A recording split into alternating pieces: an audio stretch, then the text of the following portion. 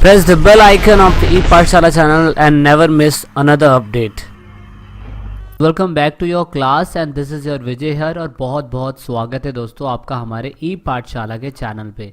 Chapter 5th है दोस्तों, class 12th की पॉलिटिकल साइंस हम पढ़ रहे हैं। इससे पहले हमने 4 चैप्टर अपलोड कर दिए हैं।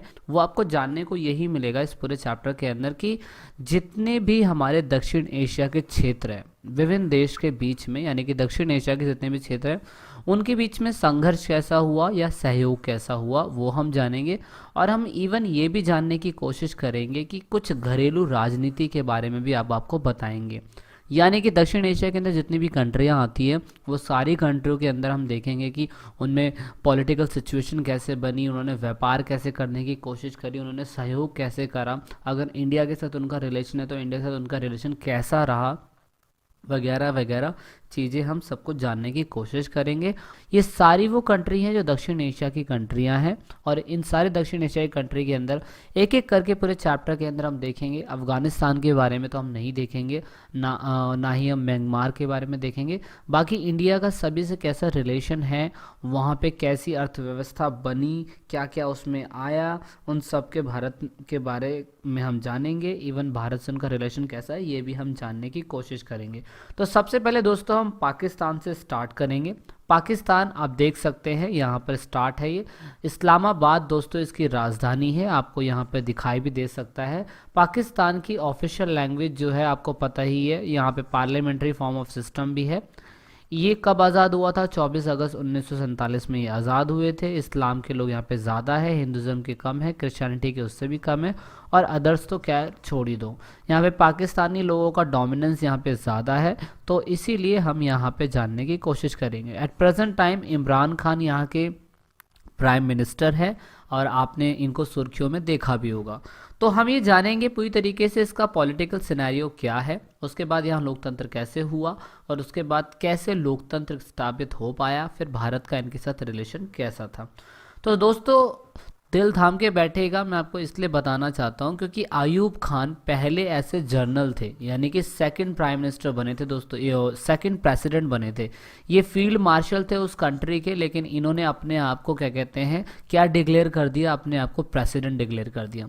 दोस्तों इसके अंदर कहानी कहाँ कहाँ घूमेगी, सेना के ऊपर, धर्म गुरुओं के ऊपर, धर्म जो गुरु होते हैं दोस्तों, गुरु जो होते हैं उनके ऊपर, उसके बाद भूमाफिया टाइप के बंदे होते हैं वो। तो यहाँ पे ना आपको ये देखने को मिलेगा चैप्टर में और पाकिस्तान की सिचुएशन में कि सेना का जो हेड होता है ना वो बार बार कैसे अपने आप को प्रधानमंत्री डिक्लेयर कर लेता है, कभी कभी अपने आप को राष्ट्रपति डिक्लेयर कर लेता है और चुनाव ज़बरदस्ती करवा देता है। ऐसे बहुत सारे कारण हो सकते हैं कि ऐसा क्यों हुआ था, लेकिन जो इस चैप्टर के अंदर लिंकअप होगा मैं आपको वो बताने की कोशिश करूँगा और थोड़ा सा आपको एक्स्ट्रा बताऊँगा। तो सबसे पहले आयूब खान के ऊपर आते हैं दोस्तों। आयूब खान एक ऐसे राष्ट्रपति बने, पहले राष्ट्रपति जिन्होंने संविधान को अपनाया। तो कहने का मतलब ये था कि जनरल के हाथों में पूरे पाकिस्तान की भागदौड़ संभाली गई और यहाँ पर इसने जल्द से जल्द निर्वाचन अपने आप का करवा लिया। तो यहाँ पे कहीं ना कहीं आयूब खान की जो लोकप्रियता थी ना, मतलब जो आयूब खान पॉपुलर हो रहे थे वो जनता को काफ़ी अच्छा लगा नहीं, क्योंकि उन्होंने ज़बरदस्ती इलेक्शन करवा दिया और अपने आप को प्रेसिडेंट डिक्लेयर कर दिया। तो इसीलिए उन्हें त्यागपत्र देना ही पड़ा। त्यागपत्र देने की वजह से हम बोल सकते हैं कि भाई दोबारा कोई ना कोई तो आएगा ही। तो दोबारा कौन आया? फिर से याहिया खान आए। तो याहिया खान भी जो थे दोस्तों वो भी एक जनरल थे, अगर आप देखिए commander in chief of Pakistan army के 1966 से लेकर 71 के बीच में पाकिस्तान के कमांडर इन चीफ थे, यानी कि सबसे बड़ा ऑफिसर जो होता है वो था। लेकिन इसने भी दोस्तों अपने आप को प्रेसिडेंट डिक्लेयर कर लिया और आपको याद होगा इसी के बीच में ही हमारे देश के साथ इनका युद्ध हुआ था, बांग्ला संकट हुआ था, अगर आपको याद हो। जनरल याहिया खान के अधीन में बांग्ला संकट हुआ था और बांग्लादेश को दोस्तों छीन लिया गया था पाकिस्तान से।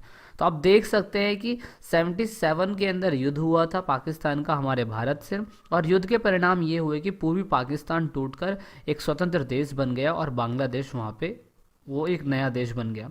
फिर उसके बाद 1971 से लेके 1977 के बीच में जुल्फ़ अली खान भुट्टो के नेतृत्व में वहाँ पे लोकतंत्र का शासन कायम रहा। अब इसके ऊपर भी एक इंटरेस्टिंग कहानी है, अगर आप देखेंगे तो चौथे प्रेसिडेंट थे ये, यानी कि आयूब खान के जनरल याहिया खान के बाद क्या कहते हैं 1971 के अंदर दिसंबर आपको दिखाई दे रहा है, दिसंबर 1971 से लेके 73 तक दोस्तों ये प्रेसिडेंट बने रहे, और उसके बाद उसी की पोस्ट छोड़कर फिर बाद में ये प्राइम मिनिस्टर बन गए। तो कहने का मतलब ये हो क्या रहा है, लोकतंत्र की स्थापना ऐसे कभी नहीं होती है कि प्रेसिडेंट प्राइम मिनिस्टर बन रहा है। इवन प्राइम मिनिस्टर प्रेसिडेंट बने तो समझ में भी आता है, लेकिन इस देश का सिस्टम ही कुछ अलग चल रहा था। तो यहाँ पे आप कह सकते हैं कि 1971 से लेके 77 के बीच तक यहाँ पर कहीं ना कहीं जुल्फ़िकार भुट्टो जो है वो सियासत की गद्दी पर पाकिस्तान के अंदर बैठे रहे थे। तो उसके बाद समय बदला, समय बदलने के बाद 77 में दोबारा इलेक्शन होते हैं, और यहाँ पे मोहम्मद ज़िया उल हक आपको दिखाई दे रहा है, जनरल थे, ये भी आर्मी के जनरल थे दोस्तों। ये फिर से पाकिस्तान के प्रेसिडेंट बन गए। उसके बाद यहाँ पे ज़िया उल हक जो है वो यहाँ पर क्या कहते हैं 1982 तक अपनी सत्ता में रहे थे, और उसके बाद क्या कहते हैं उन्होंने लोकतंत्र की स्थापना करनी स्टार्ट कर दी। तो 1982 तक दोबारा से इन्होंने अपना खुद का चुनाव करवाया, और 1998 तक ये अपनी सत्ता के अंदर बने रहे। तो अगर आप देखेंगे इनका टाइम पीरियड तो आपको क्लियर दिखाई देगा, 1978 से लेके 1988 तक इलेक्शन होते हैं 1998 के अंदर। और 1998 के अंदर आप इलेक्शन देखेंगे तो पाकिस्तान की एक पार्टी है, Pakistan Peoples Party. Pakistan Peoples Party जीत जाती है, क्योंकि उस समय पे दो ही बंदों का इलेक्शन चल रहा होता है, एक नवाज शरीफ का और एक बेनज़ीर भुट्टो का। बेनज़ीर भुट्टो वही है जो जुल्फ़िकार भुट्टो की बेटी है। पाकिस्तान पीपल्स पार्टी जो है वो जीत गई थी। 1988 से लेकर 1997 के बीच में पूरी की पूरी सत्ता बेनज़ीर भुट्टो और नवाज शरीफ के आसपास ही घूमती रही, और यही कभी ये प्रधानमंत्री बन रहे थे, कभी वो प्रधानमंत्री बन रहे थे, समझ रहे ना। तो इस तरीके से फिर इनके बीच में आई सत्ता और ये प्रधानमंत्री बने। तो हम ऐसा कह सकते हैं कि चुनाव का जो चरण था ना वो 1991 तक चला, और फिर दोबारा 1991 के बाद सेना का जनरल जो था परवेज मुशर्रफ, फिर से आर्मी इन चीफ का परवेज मुशर्रफ जो है वो आता है और प्रधानमंत्री नवाज शरीफ को भी हटा देता है। यानी कि पहले बेनज़ीर भुट्टो भी बनी थी, नवाज शरीफ भी बने थे। नवाज शरीफ को हटाने के बाद परवेज मुशर्रफ जो है अपने आप की सारी भागदौड़ संभाल लेता है। और ऐसा कहा जाता है कि 1999 से लेकर 2008 तक फिर से आर्मी का जो चीफ था, चीफ एग्जीक्यूटिव ऑफ पाकिस्तान, देख सकते हैं 1999 से लेकर 2002 तक ये रहता है, लेकिन 2001 से लेकर 2008 तक ये फिर से प्रेसिडेंट बन जाता है पाकिस्तान का। तो ये जो सत्ता एक दूसरे के खिलाफ ही ऐसे यूज़ कर रहे हैं ना, वो बिल्कुल ही काबिले तारीफ नहीं बोल सकता मैं।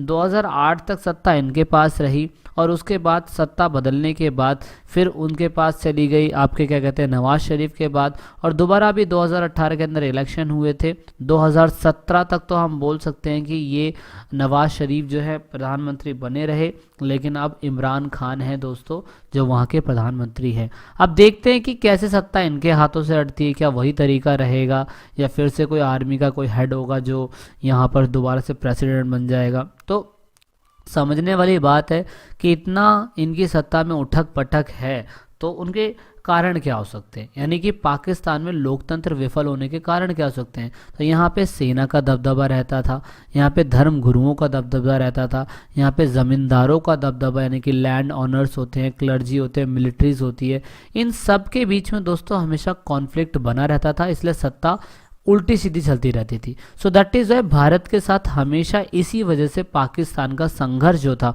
वो बना रहता था कि अगर सत्ता किसी एक के हाथ में नहीं आ पा रही है तो कैसे हम किसी देश के साथ अपनी जो मिलिट्री अलायंस होती है या व्यापार करने की नीति होती है वो कैसे बना सकते हैं। उसका एकमात्र कारण ये भी हो सकता है कि पाकिस्तान को ना इंटरनेशनल लेवल पर ना कभी भी क्या कहते हैं सपोर्ट नहीं मिला। हमें डिस्प्यूट समझना होगा दोस्तों, जो डिस्प्यूट हमारा भारत और पाकिस्तान का शुरू से ही रहा है वो रहा है कश्मीरी मुद्दा। कश्मीर मुद्दे में लाइन ऑफ कंट्रोल आज तक तय नहीं हो पा रही थी कि कौन सा इलाका कितना है, कौन सा इलाका किसका है। कश्मीर मुद्दा हमेशा पाकिस्तान का क्लेम ये रहा है कि कश्मीर घाटी हमारी है, और पीओके का मुद्दा आज भी फंसा हुआ है। हथियारों की होड़ में हमेशा ये होड़ लगी रहती थी कि कौन सा देश कितने ज़्यादा मिलिट्री वो है टैंक्स है वो बना सकता है, या बॉम्ब है वो बना सकता है, हमेशा इनकी होड़ लगी रहती है। पानी के बंटवारे को लेकर झेलम, इंडस, चेनाब, सतलुज, इन नदियों का जो डिस्प्यूट होता है, कौन सी नदी का हिस्सा कितना परसेंट किस देश को इस्तेमाल करने दिया जाएगा, वो विवाद हमेशा बना रहता है। सियाचिन ग्लेशियर से हमेशा घुसपैठियों की खबर आती रहती है, तो वो संघर्ष हमारा इनसे बना रहता है। दूसरा ऐसा ये कहा जाता है कि जो भारत विरोधी अभियान जो है, यानी कि जो पाकिस्तान का इंटेल सर्विस इंटेलिजेंस है दोस्तों, वो हमेशा कहीं ना कहीं हमारे भारत देश के अंदर नेपाल से, तिब्बत से, इवन कच्छ की कुछ घाटियां हैं वहाँ से घुसने की कोशिश करता है, और वहाँ की इंटेलिजेंसी जो है दोस्तों वो हमारे देश के ऊपर नज़रें बनाए रखी होती है। एक ये हमसे हमेशा इनका विवाद बना रहता है। दूसरा, सिंध और बलूच की जो परेशानियां हैं वो पाकिस्तान से हम हमेशा डिस्कस करते हैं, और उस पर भी कोई स्टेप नहीं लिया जाता है, और कहीं ना कहीं पाकिस्तानी कश्मीरी जो है आतंकवादियों को मदद करते हैं। तो इसकी वजह से पुलवामा अटैक हमारी कंट्री के अंदर हुआ था। पुलवामा अटैक आपको पता है कितना बड़ा अटैक है हमारी कंट्री के लिए, जिसमें इतने सारे लोग मारे गए थे। तो ये सारे स्टेप्स हैं। दूसरा, अगर हमें इनसे अपना संबंध सुधारना है तो हमें क्या करना चाहिए, हमसे इनसे बेटर ट्रेड रिलेशन बनाने चाहिए, रिलैक्स वीज़ा नॉर्म्स करने चाहिए, वीज़ा पासपोर्ट का सिस्टम ठीक करना चाहिए। इवन इंटरनेशनल लेवल पर कहीं ना कहीं हम इनसे पॉलिसीज़ में हम इनसे मिलते ही रहते हैं। तो ये है इसके साथ साथ। दूसरा, बस और ट्रेन की सर्विस दोस्तों हमने दो कंट्रियों के बीच में चलाई है। जैसे कि आपको मैप में दिखाई दे रहा है, ये वाला पार्ट नेपाल के बारे में, और ये ढाका जहाँ पे आपको ईस्ट पाकिस्तान दिख रहा है जो बांग्लादेश बन गया था, उसके बारे में आज हम डिस्कशन करेंगे। तो भाई अभी हम पूरा इसका बैकग्राउंड जानने की कोशिश करेंगे, एंड देन हम देखेंगे कि कैसे इनका रिलेशन हमारे साथ बना।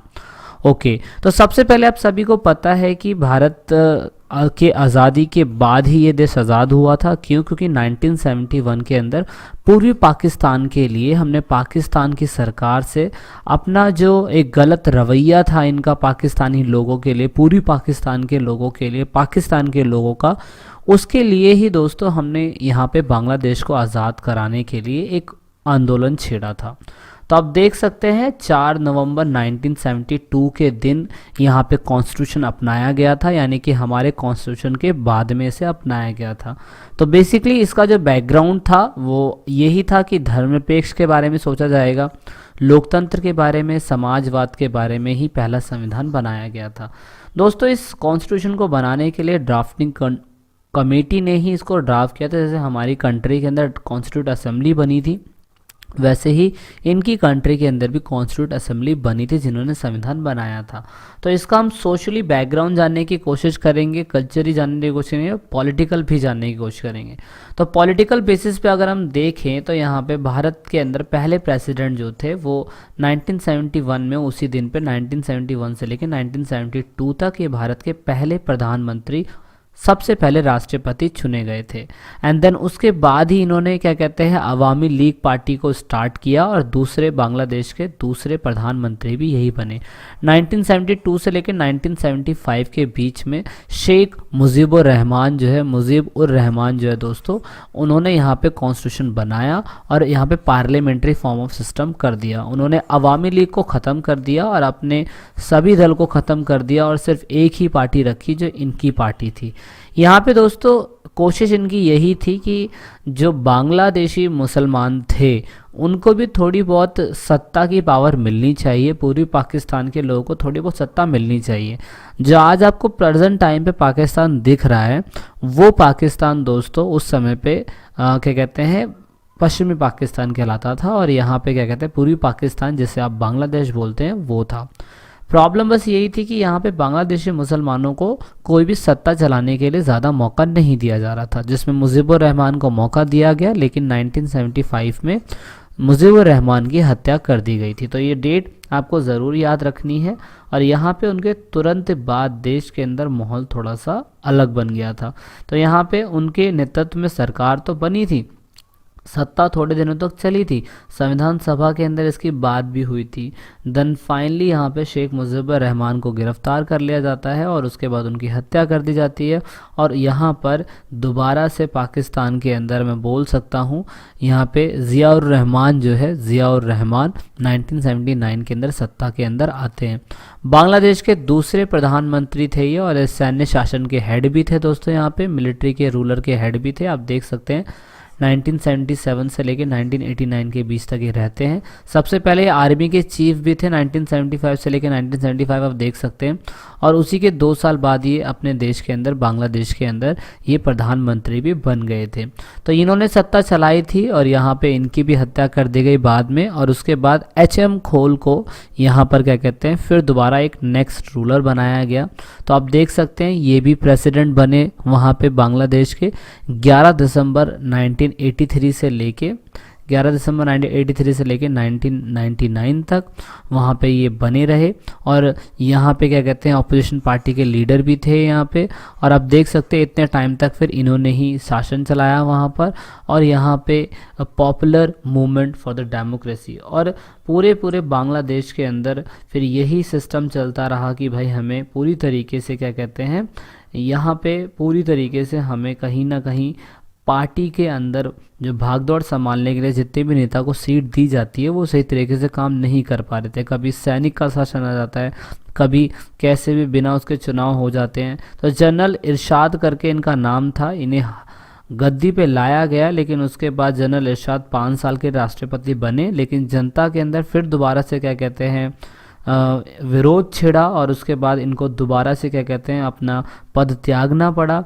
1991 के अंदर दोबारा से चुनाव हुए और इसके बाद पूरे बांग्लादेश के अंदर सिर्फ यहाँ पे एक ही पार्टी थी पहले, लेकिन 1991 के बाद पूरे बांग्लादेश के अंदर मल्टी पार्टी सिस्टम चल गया।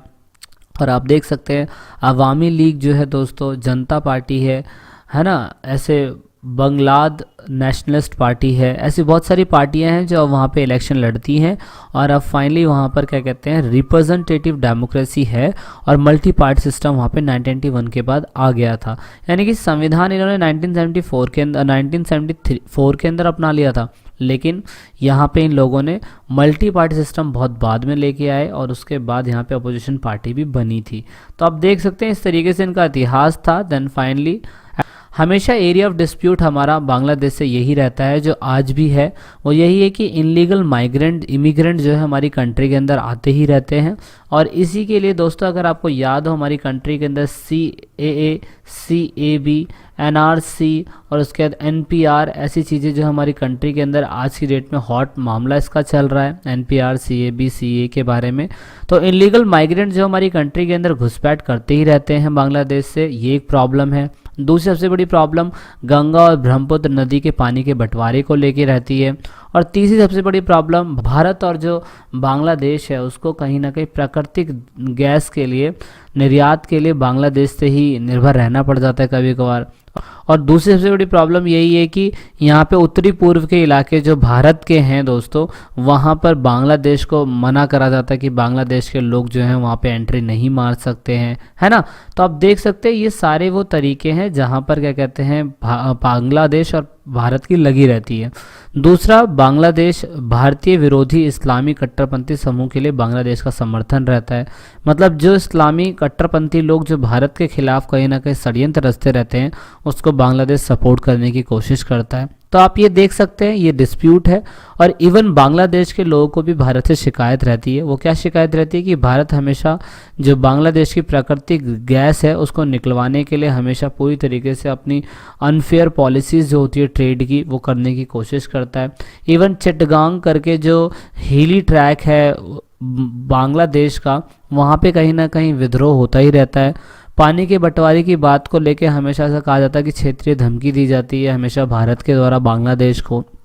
तो ये डिस्प्यूट है दोस्तों, ये सारे डिस्प्यूट बांग्लादेश से हमारे रहते हैं। लेकिन हमने सहयोग की बात करी है कि हम बेहतर इकोनॉमिक रिलेशन बनाएंगे, हम आपदा प्रबंधन और पर्यावरण मुद्दे से रिलेटेड हम इश्यूज जो सॉफ्ट इश्यूज है तो उसमें कोऑपरेट करने की कोशिश करेंगे। और दूसरा, भारत जो है बांग्लादेश के लिए पूर्व की ओर देखो नीति का हिस्सा इसे बनाने की कोशिश कर रहा है। इसके बारे में आपने 4th चैप्टर के अंदर पहले ही पढ़ लिया है, तो उसके ऊपर ही फोकस किया जा रहा है। ठीक है, तो ये हो गया पूरा बांग्लादेश के बारे में। देन बात करते हैं हम राजतंत्र और लोकतंत्र यानी कि नेपाल के बारे में। कैसे उस कंट्री के अंदर राजतंत्र होता है फिर लोकतंत्र आ जाता है। तो शुरुआती समय से आप देख लीजिए, यहाँ पे पॉपुलैरिटी हिंदुज़म की ज़्यादा है। ये कहा जाता है कि इतिहास के टाइम पे नेपाल जो अस्तित्व में आया था वो सही मायने में वहाँ पे एक हिंदू राष्ट्र ही था, यानी कि आज से हज़ारों साल पहले वहाँ पे ऐसा बोला जाता है कि वहाँ पे हिंदू राष्ट्र था, लेकिन वहाँ पे दोस्तों राजतंत्र था और सेना का दबदबा था, इसलिए लंबे समय पे वहाँ पे राजा राज कर रहा था। तो आप देख सकते हैं किंग वीरेंद्र करके जो है वो यहाँ पे क्या कहते हैं राजा थे वहाँ पर, और काफ़ी समय तक इन्होंने वहाँ पे राजा का राज किया था। और जनता जो थी उस समय पे ऐसा बोल सकते हैं कि वहाँ पे कोई राजनीतिक पार्टी नहीं थी। आम जनता खुले तौर पर क्या कहते हैं शासन की आवाज़ नहीं उठा रही थी, क्योंकि राजा के हाथ में सेना हुआ करती थी और सब कुछ नियंत्रण उस समय पे राजा के हाथ में ही रहता था। इसीलिए लोकतंत्र वहाँ पे मजबूत नहीं हो पा रहा था।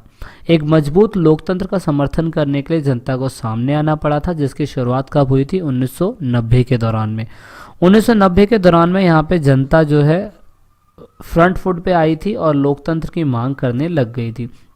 1990 के बीच में यहाँ पे आम समस्याएं देखी जाने लग गई थी। राजा ने नए लोकतांत्रिक संविधान की मांग को स्वीकार करा। उसके बाद 1990 के बाद ऐसा कहा जाता है, क्योंकि यहाँ पे माओवादी लोगों ने नेपाल के अंदर माओवादी लोग हैं, उन्होंने भी कहीं ना कहीं 1990 के दशक में बहुत सारे वो करे, क्या नाम है, प्रोटेस्ट करे। आप देख सकते हैं तो नॉर्मल जनता, माओवादी लोग और कुछ पार्टी के लोग भी जो थे वहाँ पर इनका समर्थन करने की कोशिश करते हैं। डेमोक्रेट्स आप देख सकते हैं, डेमोक्रेट्स वो सारे लोग जो डेमोक्रेसी को मानते हैं।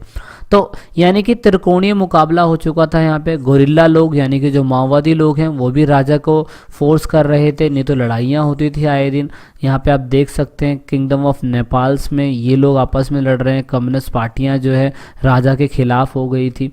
तो इस तरीके से ऐसा कहा जाता है कि माओवादियों के बीच में, राजा के बीच में और सत्ताधारी के बीच में कहीं ना कहीं काफ़ी लंबे समय तक विद्रोह चलता रहता था। इस वजह से राजा जो है सेना और माओवादियों के बीच में और गुलेरियों के बीच में कहीं ना कहीं हिंसा आम देखी गई थी। और कुछ समय तक तो ऐसा ये कहा जाता था कि राजा की सेना के बीच में और माओवादियों के बीच में तो काफ़ी संघर्ष चलता रहा। इसीलिए फाइनली क्या कहते हैं यहाँ पे ऐसा ये कहा जाता है कि जब 1990 के अंदर इसकी मांग करी गई थी, तो आप देख सकते हैं कि कैसे पहला एक राजा था जिसका नाम क्या कहते हैं वीरेंद्र करके था। दूसरा राजा जो आया था वो दीपेंद्र करके आया था, और जो तीसरा राजा आया था वो ज्ञानेंद्र करके आया था। अब सबके टाइम पीरियड आप देख सकते हैं कब से कब तक इसने शासन चलाया। 1972 से लेकर 2001 के बीच में इन्होंने कॉन्स्टिट्यूशन को मान लिया था।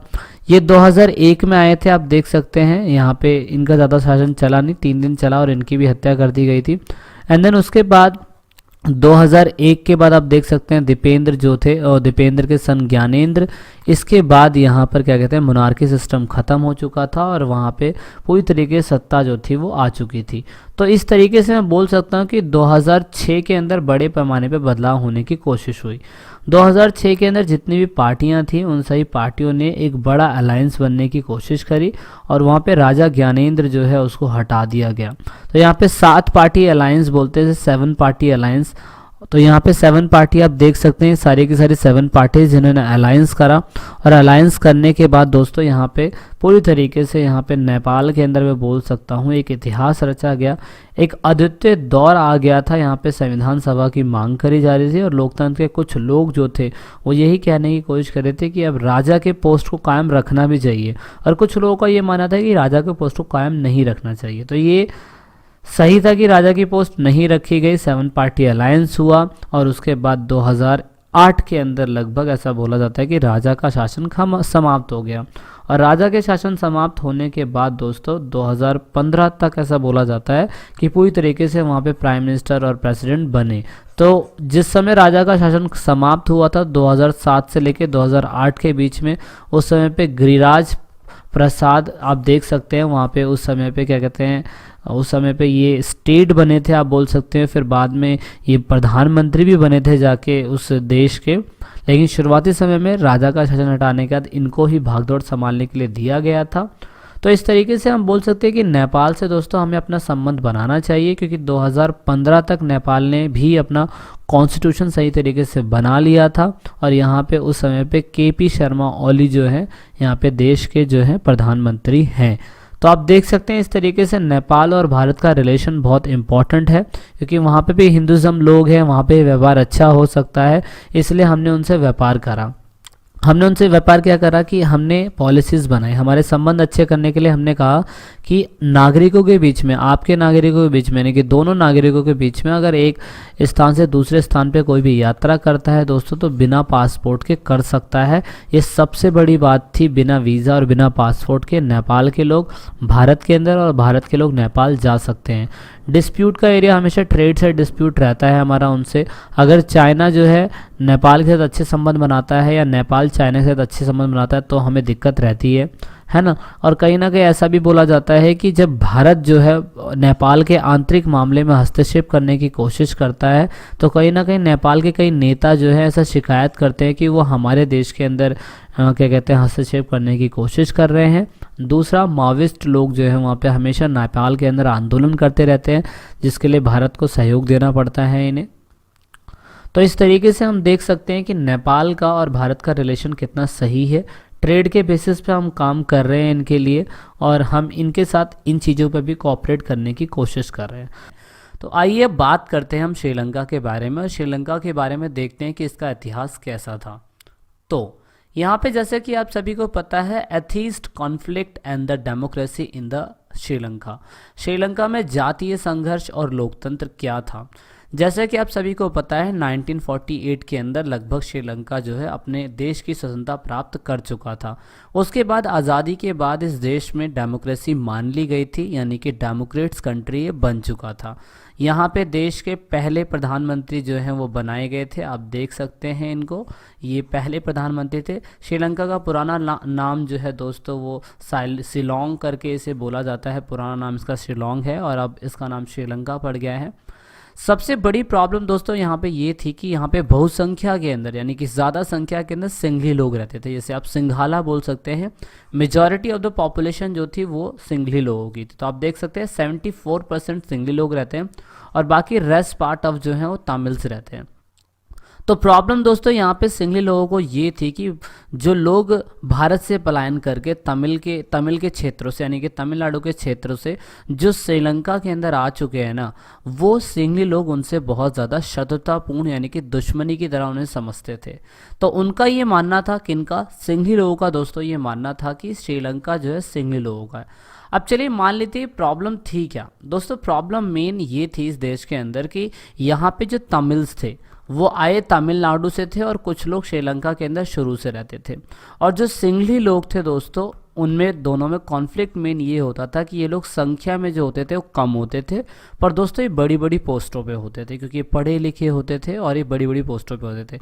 और जो सिंघली लोग हैं दोस्तों, जो majority of the population Sri Lanka की है, वो दोस्तों वहाँ पे ज़्यादा छोटी पोस्टों पे होते थे। तो कहने का मतलब ये था कि जो संख्या में कम है वो बड़ी पोस्टों पे होते थे, जो संख्या में ज़्यादा हैं वो छोटी पोस्टों पे होते थे। तो सबसे बड़ी प्रॉब्लम यही हो रही थी इस देश के अंदर और इसी वजह से ये पूरा का पूरा जो प्रॉब्लम चल रहा था वो यही चल रहा था कि तमिल्स लोग माइग्रेट होकर इंडिया से आए थे हमारी कंट्री के अंदर और श्रीलंका जो है वो सिर्फ सिंघली लोगों के लिए है। तो सबसे बड़ा टर्निंग पॉइंट यहाँ पे क्या आया कि जो वहाँ के जो तमिल लोग थे, यानी कि जो ये मांग कर रहे थे कि भाई अगर श्रीलंका को लगता है कि श्रीलंका सिर्फ उन्हीं का है, तो ऐसा नहीं है, क्योंकि बहुत से तमिल वहाँ पे रहते थे। तो इसलिए इन लोगों ने क्या करा दोस्तों, इन लोगों ने, तमिल के लोगों ने अपना एक अलग रास्ते की मांग करने चालू कर दी और उन्होंने लिट्टे कम्युनिशन, आप देख सकते हैं, कम्युनिटी बनाई। लिट्टे का हिंदी में मीनिंग जो है आप देख सकते हो, इंग्लिश में जो मीनिंग है Liberation Tiger of Tamil Eelam, short form में से लिट्टे बोलते हैं दोस्तों। यहाँ पे इनके लीडर जो थे वेलु पिल्लई प्रकाश करण, ये आप देख सकते हैं वेलु पिल्लई प्रकाश करण, इन्होंने 1976 के अंदर इसको बनाया था जो 2009 तक चला था। इनका मेन मोटिव क्या था दोस्तों, मेन मोटिव था इंडिपेंडेंट स्टेट बनाना तमिल के लोगों के लिए श्रीलंका के अंदर, क्योंकि नॉर्थ और ईस्ट के अंदर ना इनका बहुत अच्छा डोमिनेंस देखने को मिला था। तो आप देख सकते हैं इस तरीके से यहाँ पे इनके बीच में लड़ाई चलती है और ये मेन सबसे बड़ी प्रॉब्लम स्टार्ट होती है 1983 के टाइम पे। तमिल इल्लम के जो लोग थे वो श्रीलंका से भिड़ जाते हैं और बहुत तगड़ा सैनिक वर्चस्व चलता रहता है। अब दोस्तों यहाँ पे इंडिया की एंट्री मारने का एकमात्र कारण सिर्फ यही था कि कुछ इंडियन तमिल भी जो थे जो श्रीलंका के अंदर रहते थे, तो इसी वजह से श्रीलंका को कहीं ना कहीं वहाँ पे शांति बनाए रखने के लिए और शांति लाने के लिए यहाँ पे इंडिया ने डिसीज़न लिया। तो आप देख सकते हैं 1987 के अंदर जिस तरीके से वहाँ पे लिट्टा कम्युनिटी के बीच में और उसके बाद वहाँ की ऑफिशियल सरकार थी उनके बीच में जब युद्ध चल रहा था, तो 1987 के बीच में वहाँ पे श्रीलंका के अंदर भारत ने अपनी सेना टुकड़ी भेजी। आप देख सकते हैं उन्होंने अपनी इंडियन पीस कीपिंग फोर्स ये भेजी। कब भेजी? 1987 से लेके 1990 के बीच में। कहाँ भेजी? श्रीलंका में। और कौन कौन सी नेवी भेजी? Indian army, Indian navy, Indian air force सब भेजी। और इनका मेन काम था वहाँ पर क्या कहते हैं शांति बहाल करने के लिए। इन्होंने बहुत सारे ऑपरेशन चलाए, ऑपरेशन पवन, ऑपरेशन विराट, ऑपरेशन त्रिशूल, ऑपरेशन चेकमेट, ऐसे बहुत से ऑपरेशन चलाए गए और अलग अलग टाइम पीरियड पे अलग अलग यहाँ पे क्या कहते हैं लीडर्स थे। तो यहाँ पे 87 से लेके 90s के बीच तक इन्होंने ऑपरेशन चलाया था, क्योंकि जिस तरीके से भारत के लोगों पे भी अटैक हो रहा था, भारत के कुछ लोग थे, भारतीय लोग थे, उनकी भी गरिमा को बनाए रखने के लिए भारत का कर्तव्य था। लेकिन दोस्तों यहाँ पे प्रॉब्लम क्या हुई? श्रीलंका को ये लगने लग गया कि भारतीय सेना जो है वो उनके श्रीलंका के खुद के आंतरिक मामलों के अंदर इंटरफेयर करने की कोशिश कर रही है। तो इसी वजह से क्या कहते हैं 1989 में लगभग आप देख सकते हैं ये शांति सेना को वापस बुला लिया गया, इंडियन पीस कीपिंग फोर्स इनको वापस बुला लिया गया और जो इनका उद्देश्य था उनको बिना पूरा करे उन्हें श्रीलंका से निकलना पड़ा। इसलिए ऑफिशियल बेस पे मार्च 1990 के अंदर ये लोग वहाँ से निकल गए थे। तो इस तरीके से आप देख सकते हैं कि फाइनली 2009 के अंदर लिट्टा कम्युनिटी पूरी तरीके से श्रीलंका की सेना से हार गई और यहाँ पे श्रीलंका की गवर्नमेंट ने पूरी तरीके से और कंट्रियों की मदद लेके यहाँ पे जुलाई 1983 से लेकर 18 मई 2009 तक यहाँ पे 25 साल 9 महीने 3 वीक तक श्रीलंका की गवर्नमेंट से लिट्टा कम्युनिटी की लड़ाई होती रही और फाइनल श्रीलंका की गवर्नमेंट जीत गई। तो रिबेल ग्रुप जो थे लिट्टे कम्युनिटी के बीच में था और वहाँ की मिलिट्री को हरा दिया गया, क्योंकि लिट्टे कम्युनिटी ने दोस्तों अपनी खुद की मिलिट्री तक बना ली थी। इसके बारे में हमने राजीव गांधी से रिलेटेड और भी चीज़ें पढ़नी, जैसे राजीव गांधी की डेथ भी हुई थी लिट्टे कम्युनिटी की वजह से। तो आप देख सकते हैं फिर फाइनली उन्होंने 2009 के अंदर अपना रीस्टैब्लिशमेंट कर लिया और इतना कुछ विवाद होने के बाद भी श्रीलंका ने बहुत सारे अचीवमेंट करे, जैसे हाई इकोनॉमिक ग्रोथ रेट है उनका आज भी, उनका ह्यूमन लेवल जो डेवलपमेंट का लेवल है वो अपर है काफ़ी, इन्होंने जनसंख्या के ऊपर भी काफ़ी अच्छा कंट्रोल करा है और इन्होंने अपनी पहली मुक्त जो अर्थव्यवस्था है वो बनाने की कोशिश करी थी और यहाँ पे सकल घरेलू उत्पाद जो प्रति व्यक्ति का वो भी काफ़ी अच्छा है। तो इस तरीके से हम देख सकते हैं कि इतने सारे कॉन्फ्लिक्ट होने के बावजूद भी श्रीलंका ने अपनी उपलब्धियां करी और यहाँ पर इसीलिए हमें भारत को उनसे रिलेशन बनाना चाहिए। लेकिन कॉन्फ्लिक्ट हमेशा ये रहता है, जातीय संघर्ष बना रहता है फिर भी कहीं ना कहीं। अब ऑफिशियल बेसिस पे तमिल लिट्टे तो है नहीं, लेकिन फिर भी डिस्प्यूट होते ही रहते हैं और इसकी वजह से हमें इनके साथ रिलेशन बिल्डअप करने की कोशिश करनी चाहिए। जैसे हमें इनके साथ फ्री ट्रेड के समझौते बनाए रखने चाहिए। इनके देश के अंदर आए दिन सुनामी जैसी स्थिति देखने को मिलती है, तो उसके लिए हेल्प के लिए भी हमें कहीं ना कहीं श्रीलंका की मदद करते रहने चाहिए। तो ये दूसरा एक भूटान देश है जो हमारे करीबी पड़ोसी देश है, इसके साथ भी रिलेशन अच्छे करने के लिए हम लोगों ने वीज़ा और पासपोर्ट की सेवा उपलब्ध करवा रखी है। बिना पासपोर्ट बिना वीज़ा के कोई भी बंदा दूसरे देश के अंदर जा सकता है। इवन भूटान की सरकार के लिए हमने गोरिल्लाओं को और आतंकवाद को ख़त्म करने के लिए दोस्तों हमने भूटान की मदद करी है। अब भूटान के साथ हमने क्या कर दिया, हमने जो क्या कहते हैं हाइड्रोलिक जो वो था हाइड्रो इलेक्ट्रॉनिक प्रोजेक्ट है भूटान की सपोर्ट की मदद से इंडिया की गवर्नमेंट ने भूटान के अंदर बनाया, जिससे हम बिजली पैदा कर सकते हैं। दूसरा मालदीव कंट्री जो हमारी पड़ोसी देश है दोस्तों, इसके साथ भी हमारे संबंध काफ़ी अच्छे हैं। आर्थिक रूप पर, विकास के रूप पर या टूरिस्ट के रूप पर या आप बोल सकते हैं फिश कल्चरिंग को लेकर, इन सब को लेकर हमारा रिलेशन मालदीव के साथ अच्छा है। और मालदीव की दोस्तों हम मदद हम जब भी करते हैं, हर बार जब श्रीलंका से हमला किया जाता है तमिल के व्यापारियों का मालदीव के ऊपर यानी कि फ़िश को लेकर, तो हम बोल सकते हैं कि कहीं ना कहीं मालदीव की हम मदद करते हैं। भारत इंटरफेयर दिखाने की कोशिश करता है। तो इसकी वजह से दोस्तों हमने शार्क की इस्टेब्लिशमेंट करी। शार्क है क्या? आप इसे शॉर्ट फॉर्म में समझ सकते हैं। ये पूरी की पूरी वो 8 कंट्री थी जिन्होंने सार्क की इस्टेब्लिशमेंट करी, south Asia association for regional corporation, यानी कि दक्षिणी एशियाई संघ, एक क्षेत्रीय सहयोग के लिए दक्षिणी एशियाई संघ बनाया गया था 1985 के अंदर। ये वो सारी कंट्रियां हैं जो भारत के लिए एक अपॉर्चुनिटी का काम कर रही हैं। इन सारी कंट्रियों ने मिलकर सार्क की कम्युनिटी की स्थापना करी थी, जिसका हेडक्वार्टर काठमांडू के अंदर है। मेन सदस्य 8 मेंबर आपको दिखाई दे रहे हैं। इसका इस्टेब्लिशमेंट 8 दिसंबर 1985 के अंदर हुआ था। और सार्क का मेन मकसद दोस्तों यही था सार्क बनाने का कि यहाँ पर क्या कहते हैं, इन सभी देशों के बीच में अच्छा व्यापार हो सके। शुरुआती समय में सफलतापूर्वक नहीं रह पाया था। क्यों?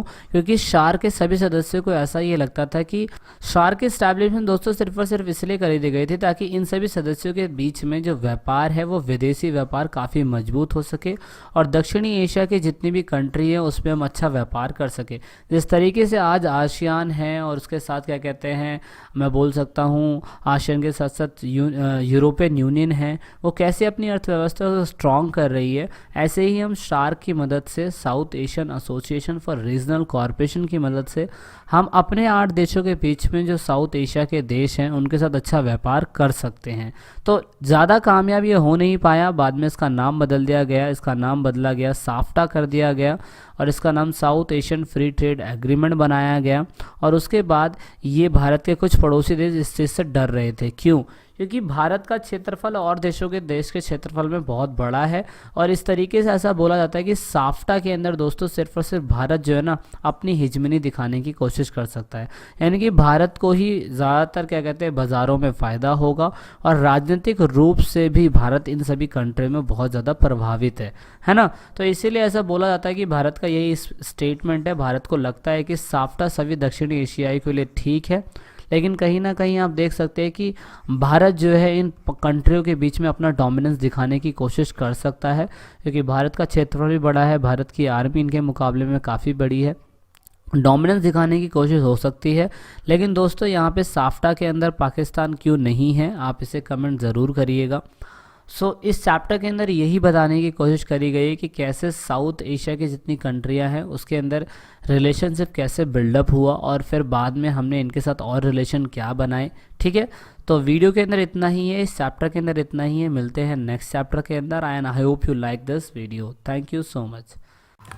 तो लास्ट में दोस्तों, अगर आप वीडियो को देख रहे हैं और ई पाठशाला चैनल के आप सब्सक्राइबर हैं या नए सब्सक्राइबर हैं, तो ई पाठशाला की टीम से आप सभी को यही रिक्वेस्ट है कि आप इन सभी वीडियो को अपने दोस्तों के साथ शेयर ज़रूर करें और कोशिश करें कि आप दूसरों को शेयर करवाने के लिए बोलें, क्योंकि आप जितना वीडियो को शेयर करेंगे उतना ही हम और लोगों की मदद कर पाएंगे, क्योंकि पढ़ेगा इंडिया जब भी बढ़ेगा इंडिया। तो वीडियो के लास्ट में वीडियो को एंड तक देखने के लिए, चैनल को सपोर्ट करने के लिए बहुत बहुत धन्यवाद। जय हिंद, जय भारत।